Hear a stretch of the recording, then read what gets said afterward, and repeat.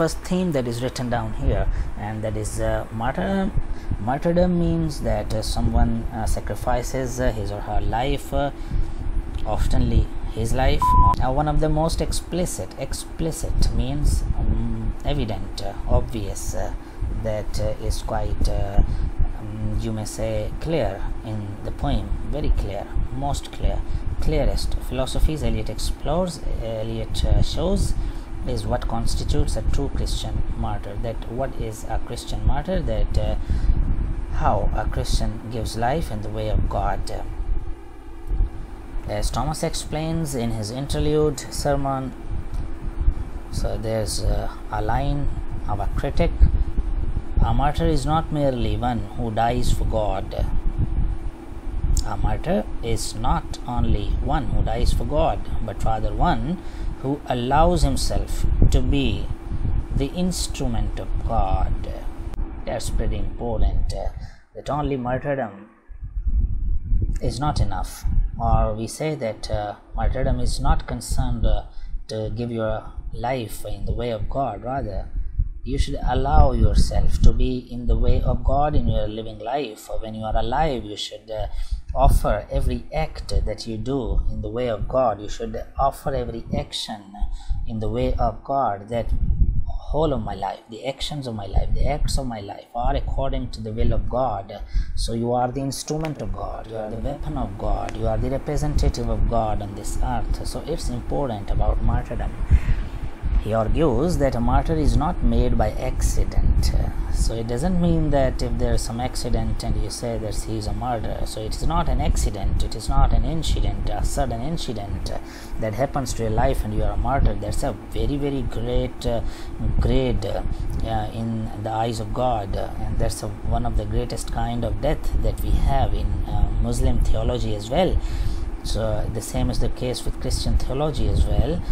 So we see that if you sacrifice your acts of living in the way of God, then that's good, that's greater even. But rather, so that's not an accident. Martyrdom is not an accident, but rather by God's will. It's only God's will if he wants to take your life in his own way. So that's a greater point of view, because we have to die some day, not obviously not by our own will or consent, but with the will of God. But what if we ourselves offer our life in the way of God? That's a greater option. But I think Thomas' journey in part 1 is marked by his acceptance that he wants to seek martyrdom for the sake of his pride and worldly glory, and his subsequent willingness to rid himself of those desires and to die solely for God's cause. That's important. That first of all, there was a kind of vasvasa or negative thinking in his mind that I would offer my life, but that also produced a kind of pride in his heart. But after that, he analyzed that thought, that there's a negative thinking and this kind of pride that is producing in my mind, so I should get rid of this kind of thinking and I should offer my God without any kind of thinking like that it would give me a greater place in God's way, or it would I would be more famous after martyrdom. So that kind of thinking is negative for him. So he got rid of all that thinking. Further, the play explores martyrdom in terms of how it impacts the true believers who come afterwards. The chorus must come to terms with the fact that a martyr's death saddles them with a burden to validate the sacrifice through their own lives. In many ways, a true martyr must die as Christ did, and that's the right example or instance that Christ offered. He was a true martyr. That everyone is saying that please accept our God, but Christ denied that because he had firm belief in God, and he did not return to the thinking that I should not preach for God. He continued preaching God, that there is only one God and we should worship him, and that's why that he was martyred, because God's wills it, and those Christians who follow are expected to subsume their own lives in service of God for that reason. And it is why it is due for every Christian that they should also, or he should also offer his life as Christ did. And the second theme, that is time. Okay. The question of time runs throughout the entire play and informs the theology behind Thomas' recognition of his role as a martyr. Time is presented as an earthy human concern in the play, or in what I was talking about, that was a poem, there's a play in fact. Time leads humans to think of events in terms of cause and effect, and to therefore make decisions on the basis of efficiency and outcome. However, to consider anything from the perspective allows a person to justify his action, so that the distinction between good and evil is blurred. Thomas considers that this decision to willingly submit himself to be an instrument of God's will is a decision made outside of time. It is not made for its effect, and in fact cannot be understood by any human, since no human can understand God. Thomas suggests that from God's perspective, the limitations of time do not apply. The play proposes that humans are tormented by difficulties and complications that time puts upon us, whereas ridding ourselves of our personalities in order to be God's instruments allows us to transcend those limitations. Okay, that's very important part of the poem, or very important theme of the poem. As you know, the importance of time in human life, that we are surrounded in the world of time and place. There are only two things that we have in this world, and that's time and place. In Urdu we said Zamano Maka, so that's time and place. We are surrounded by these two dimensions in fact, and Einstein's effort was all that we should capture time and we will capture everything, because when we have time in our hands or in our control, that's a great achievement, and he did a lot of work in this regard. When we would capture time, and in Bukhari Sharif I have mentioned earlier that there is hadith that time is God, because if someone gets its time, he dies. If someone gets its time, he gets born. So it means that time is very important in human life. Our aging is our biggest problem. If we won't age, if we are not aging, it means that we won't die at all. So time is the greatest weapon of God. What Einstein has said, if we control time, we can control everything, and that would happen in Jannah, or that would happen in paradise or heaven, what we say, because there is no time at all. So we will be out of time dimension, as we are out of time dimension when we have anesthesia or when we sleep. You are not concerned with time element, or you are not aware, as has been discussed in Surah Kahf as well, that there is no time effect on them, and they say that we slept even now, and now we are awake after a night, but there were 300 years have gone at that time. So time element is removed when we are anesthetic, or we are sleepy, or when we would die. We are out of time dimension. If there is 1 year, 1,000 year, 1 lakh year, 1 billion years, we are unaware of that time element. We wouldn't know how much time has been passed, because we are out of time dimension. So time is important in human life, and what he is talking about here, time and murder in Cathedral, that these people who are martyrs, they don't know the bounds of time, and they know that there is a limitless life after this death, after this temporary transformation from this life to another life. So they jump to another life, eternal life, and that won't going to end, because there is no time. So how can a thing can end if there is no time element? If there is time, then we can end up with something, but if there is no time element, one cannot end, because there is no time at all. So there's countless days, countless nights, or countless things that we would have, that we would acquire after that. So it's our death that would die, not we. Okay, that's the next theme, that is suffering. Suffering in the play has two meanings. In its most common usage, suffering means to undergo pain or distress. It's the literal meaning, dictionary meaning, the horrific imagery of the chorus speeches, as well as the detail they give about their daily toil, daily hard work, you may say. In simple words, toil means labor, the difficulties, daily problems. Stress is how much suffering they undergo. So they are talking about their sufferings, about their troubles and toils. Eliot's ultimate message, of course, is that for true spiritual fulfillment, spiritual ease, We must not simply retreat into our earthly suffering. We should not count our earthly suffering, that there are so many sufferings in our life on this earth. We should not count for that, but rather overcome it.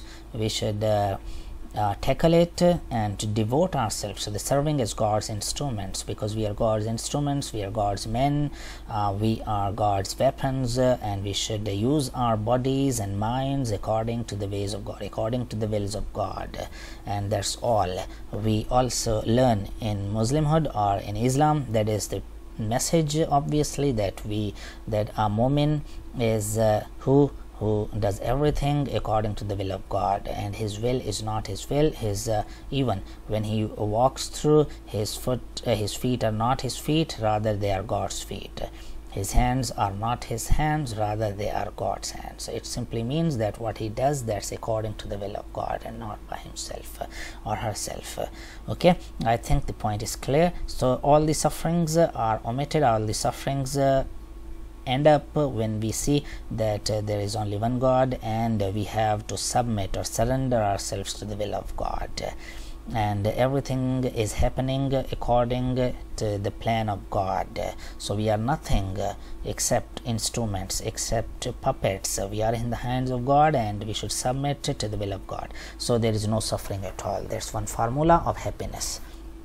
However, the extent to which he presents extreme suffering as a fact of life, he presents that it is a fact that we suffer in this life, in this earthly life, suddenly informs the placed message, and that's the placed message as well. There are so many sufferings, no doubt about it. We can't deny this fact, but we should face those challenges and sufferings because that's the plan of God, and that's a kind of martyrdom as well, as we have talked earlier. Okay, that was the third theme. First one was martyrdom, that's quite obvious, and the base of the poem is that, and that the second theme, that's time, and the third one is suffering.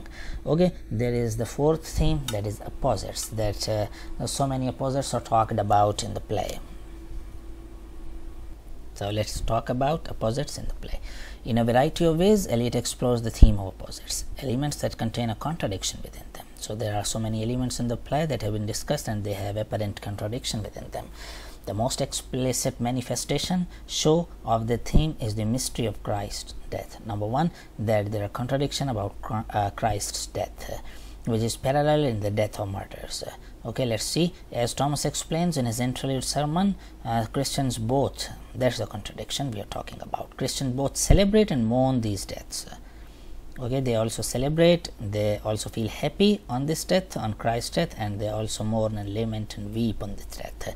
They mourn the wicked world that makes those deaths necessary, and this is the point of lamentation, that why they feel sad on these deaths, because the world is too wicked, while celebrating the bravery and glory of the individuals who make the sacrifice.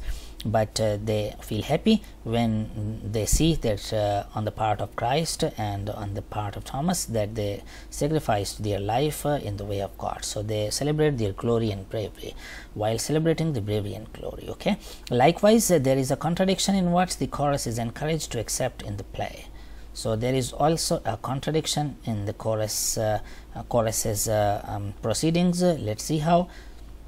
They are promised a greater, more fulfilling existence if they accept their burden in validating the sacrifices of martyrs. But this burden also makes their lives more difficult, because there's a burden they feel on the part of validating the sacrifice of those martyrs. So there's also a contradiction, that we love God, but we cannot offer our life in the way of God. But we fear death. We love God, but we fear death. So there's a contradiction. If we love God so much, then we should be ready for the death, and we should accept that at any time.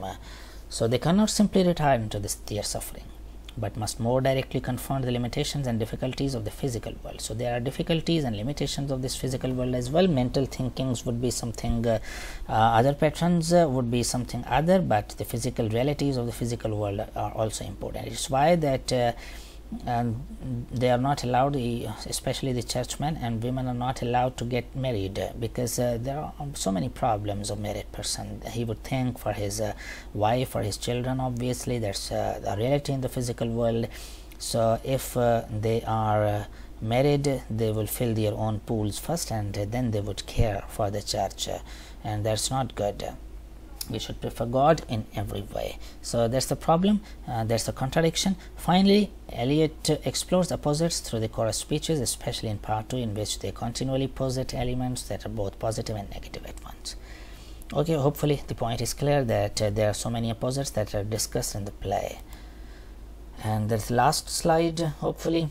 So that's the theme of responsibility that we see in the play. There are two emotional journeys in the play, that of Thomas and that of Chorus. Okay, there are two different journeys. Both of these journeys entail accepting responsibility for spiritual transcendence. Without having responsibility, without accepting responsibility, we cannot enjoy spiritual transcendence, spiritual fulfillment, spiritual elevation, spiritual enlightenment that we say in Sufism, enlightenment.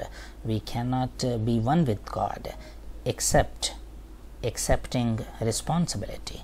There is no way other. Thomas must accept that his responsibility is greater than that which he owes to himself, that his responsibility is greater than he himself. So that's very important point, that the responsibility is greater than our own beings, that we sacrifice our own wishes and wills in the way of responsibility, because the responsibility is the part of that system, and system is greater than our own wish and will. He enters the play prepared for martyrdom, but for the wrong reason, to bolster his own pride and reputation. So if he thinks that there will be pride and reputation after martyrdom, it means that that martyrdom is useless and futile.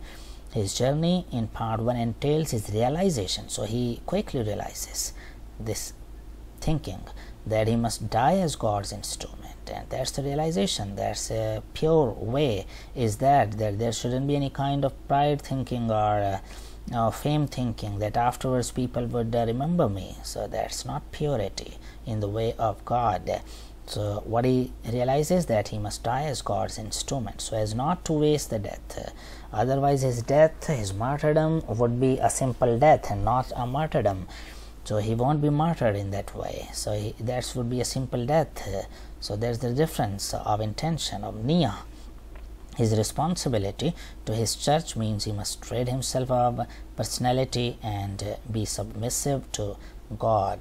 And what's the literal meaning of Islam? That's the same: surrender to the will of God. We should surrender our will and wish to the will of God, and that's the true Muslimhood, and that's the true Christianity as well. That's the message from all the heavenly religions. Okay, that we should be submissive to the will of God, and we should remove our personality. Means that we should remove our negative thinking, we should remove our own wish and will, and that's the real essence of martyrdom. So my dear students, hopefully all the themes are quite clear to you: theme of responsibility, theme of opposite, theme of suffering, theme of time, theme of martyrdom. So we have discussed them all in detail. Hopefully you have got a lot from the session, and thank you for your patience, thank you for your cooperation.